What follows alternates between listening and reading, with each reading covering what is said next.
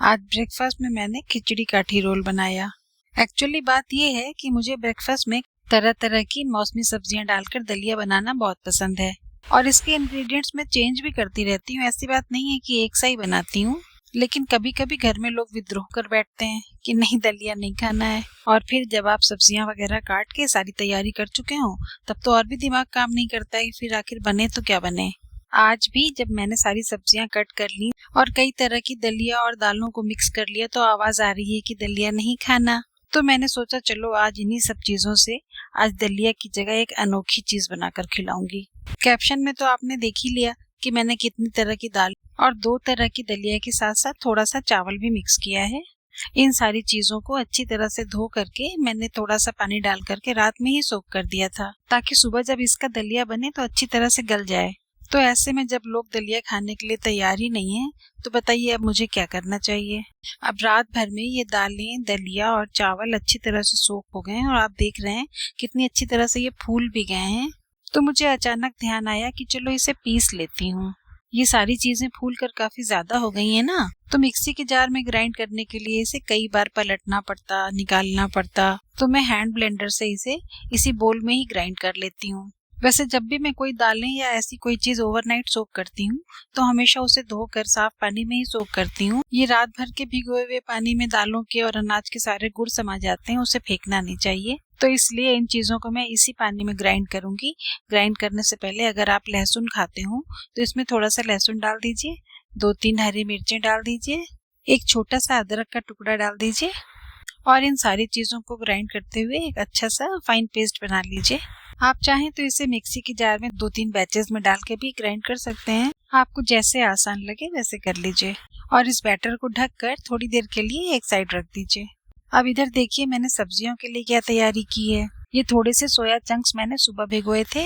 ये 15-20 मिनट में या आधे घंटे में अच्छी तरह से सोक हो जाते हैं। इन्हें आपको गर्म पानी में या बॉईल करने की कोई जरूरत नहीं होती है। तो सबसे पहले तो इन सोक किए हुए सोया चंक्स को एक ग्राइंडर में डालकर हम हल्का सा क्रश कर लेंगे। इसे एक साइड रख दीजिए। अब एक कढ़ाई गर्म होने के लिए रखिए। थोड़े से लहसुन और अदरक को बारीक बारीक काट लीजिए।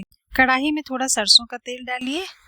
तेल गर्म हो जाने पर तड़के के लिए थोड़ा जीरा, सौंफ और अजवाइन डालिए। जब ये मसाले चटक जाएं तो आपने जो लहसुन और अदरक काट कर रखा है वो भी तेल में डाल दीजिए और इसे थोड़ा सा अच्छा सा सुनहरा होने तक भून लीजिए।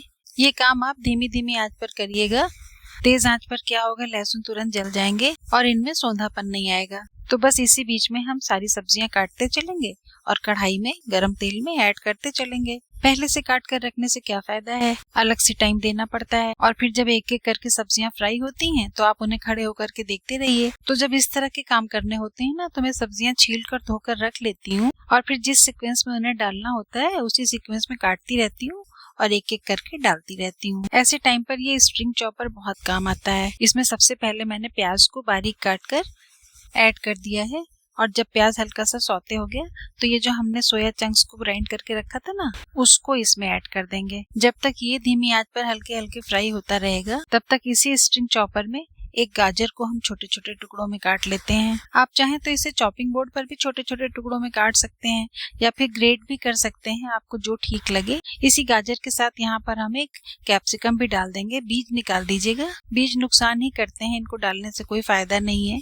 तो ये गाजर और कैप्सिकम भी दोनों एक साथ ही बारीक बारीक कट जाएंगे। इसे भी आप कढ़ाई में पहले से भुनती हुई चीजों के ऊपर से ऐड कर दीजिए। एक बार अच्छी तरह से मिक्स कर दीजिए और अब हम इसमें मिलाएंगे थोड़ा सा नमक, थोड़ा काली मिर्च का पाउडर, थोड़ी हल्दी डालना तो खैर जरूरी ही है क्योंकि हल्दी एंटीबायोटिक है, कुछ न कुछ तो करेगी ही। और ये मेरा होममेड पाव भाजी मसाला है। इसकी रेसिपी तो मैं आपके साथ शेयर कर ही चुकी हूँ, अभी डिस्क्रिप्शन में लिंक भी दे दूंगी, आप फिर से देख लीजिएगा। चलिए सारी चीजों को एक बार फिर से अच्छी तरह से मिक्स कर लीजिए और थोड़ी देर के लिए इसे ढककर धीमी आंच पर कुक होने दीजिए। अब इस मिक्स वेज में हमें टमाटर भी डालना है। वैसे तो देसी टमाटर जो होते हैं ना उनको बीज और उसके रस के साथ खाया जाए तो ही काफी टेस्टी लगते हैं, लेकिन आजकल क्या है ना, हवा पानी इतना खराब हो चुका है कि सारा सब कुछ ध्यान रखते हुए भी कब किसे क्या प्रॉब्लम हो जाए कहा नहीं जा सकता। इसलिए आप टमाटर के बीज भी निकाल दीजिए क्योंकि इससे अक्सर देखा गया है कि किडनी में स्टोन होने की प्रॉब्लम हो जाती है। तो थोड़ा सा दिल को कड़ा कीजिए और टमाटर का बीज वाला पार्ट निकाल कर इसको भी स्ट्रिंग चॉपर में डालिए और इसके साथ ही हम एक खीरा भी बारीक काट लेंगे। मैंने तो इसको छील लिया है, आप चाहें तो बिना छीले भी डाल सकते हैं। और इसे भी बारीक काट कर ना हम सारी सब्जियों के साथ कुक कर लेंगे। देखिए, जब तक कड़ी धूप रहती है, वो जो मई जून वाली चिलचिलाती गर्मी होती है, उसमें खीरा कच्चा खाया जाता है, क्योंकि खीरे में पानी बहुत होता है और आपको पानी की जरूरत होती है। लेकिन जैसे ही मानसून शुरू हो जाता है, वैसे ही एटमॉस्फेयर में खुद ही इतनी नमी हो जाती है, ऐसे में आपको बहुत ज्यादा पानीदार चीजें खाने की जरूरत नहीं होती है। और अगर आपको याद होगा तो हमारे घरों में पहले ये मान्यता होती थी कि जन्माष्टमी के बाद खीरा नहीं खाना चाहिए। इसका सीधा सा रीजन ये है कि जन्माष्टमी होती है भादों के महीने में, और भादों में इतनी बारिश होती है, ह्यूमिडिटी काफी बढ़ जाती है, तो ये 90% वाटर कंटेंट वाला खीरा आपको कहीं ना कहीं नुकसान ही पहुंचा सकता है। इसलिए हमने खीरे को कुक करने डाल दिया ताकि उसका पानी उड़ जाए, और उसके ऊपर से थोड़ा सा बटर डाल के कढ़ाई को ढक दीजिए। ऐसे ही धीमी आंच पर कुक होने दीजिए। और इतनी देर में इधर बैटर भी काफी राइज हो गया है, तो हम इसमें डालेंगे नमक, काली मिर्च पाउडर, थोड़ी सी हींग, और एक बार फिर से इसे अच्छी तरह से ग्राइंड कर लेंगे। क्योंकि दलिया वगैरह हार्ड होती है ना, तो अगर थोड़े बहुत दाने रह गए हों तो वो भी फाइन हो जाए। अगर आप मेरे वीडियोस रेगुलर देखते हैं तो आपको पता ही होगा कि मेरी रेसिपीज वैसे तो बड़ी सिंपल और ऑर्डिनरी सी होती हैं, लेकिन इसके साथ ही मैं वो सब भी काम की बातें आपके साथ शेयर करती हूँ जो मैंने अपने एक्सपीरियंसेस से, अपनी मम्मी से या अपनी सास से सीखा है। ये सब बातें इस रेसिपी के बाद भी हमेशा आपके काम आने वाली हैं। तो अगर अभी तक आपने मेरा चैनल सब्सक्राइब नहीं किया है तो आप कर लीजिए, क्या ही बुरा है। इधर सारी सब्जियां कुक हो गई हैं, बटर भी मेल्ट हो गया है, तो इस मेल्टेड बटर को सारी सब्जियों में मिला लीजिए। 1-2 मिनट तक इसके साथ भी फ्राई हो जाने दीजिए, और बस फ्लेम को ऑफ कर दीजिए। इस सब्जी में मैंने बीटरूट नहीं डाला है, क्योंकि मैंने कई जगह पढ़ा है कि अगर किडनी में स्टोन की समस्या हो तो बीटरूट नहीं खाना चाहिए, इसलिए मैंने उसे ग्रेट करके रख लिया, अलग से यूज करूंगी।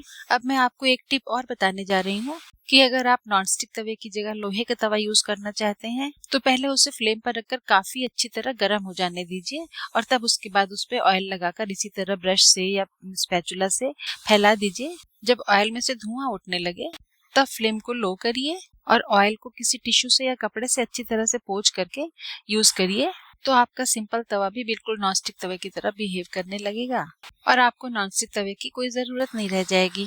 और बस अब तो आगे का काम आसान ही है। ये जो खिचड़ी वाला बैटर है, इसके पतले पतले चिल्ले बनाइए।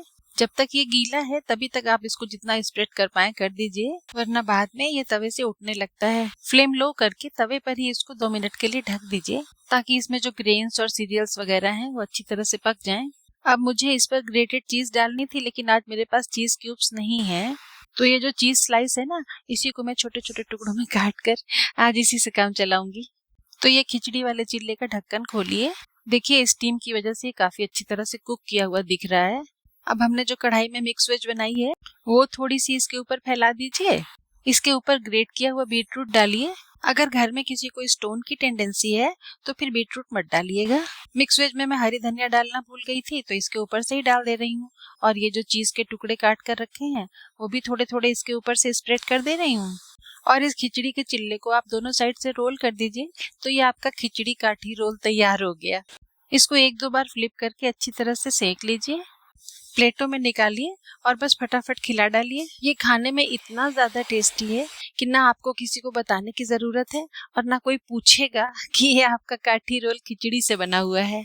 तो बस chutney, sauce, fruits and dry fruits के साथ इसको कंबाइन कीजिए और मजे लीजिए। मिलते हैं नेक्स्ट वीडियो में। Bye bye, take care.